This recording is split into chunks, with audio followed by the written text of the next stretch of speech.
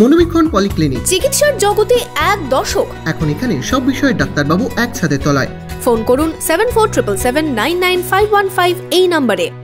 Mobile নিয়ে মায়ের বকাবকি, আর তাতেই চরম সিদ্ধান্ত নিল দশম শ্রেণীর ছাত্রী। বিষ খেয়ে আত্মঘাতী স্কুল পড়ুয়া। গত শুক্রবার বাড়িতেই বিষ খায় ওই ছাত্রী। মুর্শিদাবাদ মেডিকেল কলেজে মৃত্যু হয় তার।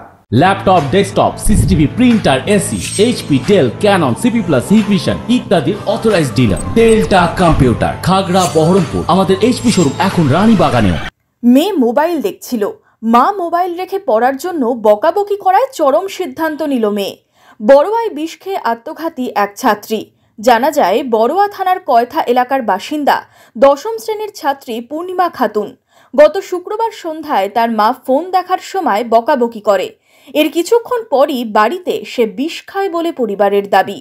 প্রথমে তাকে স্থানীয় হাসপাতালে ও পরে কান্দি মহকুমা হাসপাতালে নিয়ে যাওয়া হয়। অবস্থার অবনতি হওয়ায় তাকে মুর্শিদাবাদ মেডিকেল কলেজ হাসপাতালে স্থানান্তরিত করা হলে শনিবার দুপুরে মৃত্যু হয় ওই ছাত্রীর।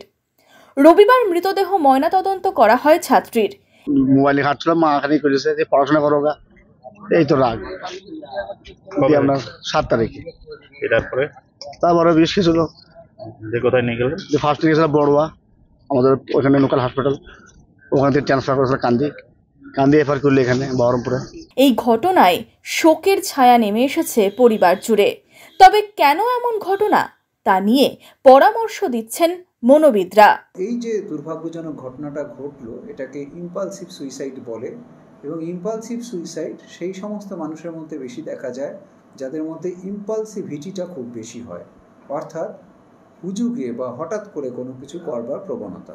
যে স্মার্টফোনে যারা অ্যাডিক্টেড হন তাদের মধ্যে বেশিরভাগ মানুষেরই এই ইম্পালসিভিটি প্রবণতাটা খুব বেশি থাকে।